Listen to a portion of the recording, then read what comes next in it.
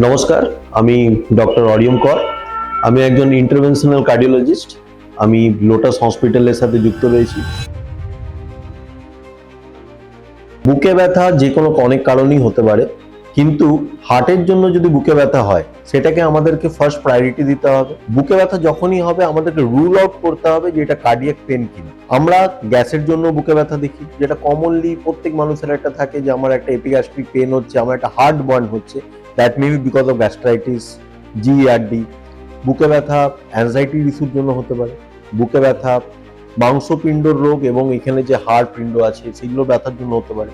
কিন্তু এই সবগুলো কারণের জন্য কেউ মারা যাবে না। বুকে ব্যথা একমাত্র যদি হার্টের জন্য যদি হয়, যেটা মেইনলি হার্ট অ্যাটাকের জন্য, তাহলে কিন্তু মৃত্যুর কারণ হয়ে দাঁড়ায়। তার জন্য যতক্ষণ না আমরা রুল আউট করছি কার্ডিয়াক পরীক্ষার দ্বারা, যেটাকে বলে অ্যানজিওগ্রাম, যেখানে কোনো ব্লকেজ আছে কিনা, ততক্ষণ অবধি কিন্তু আপনাকে যে কোনো বুকে ব্যথাকে কার্ডিয়াক পেন হিসেবেই বুঝতে হবে।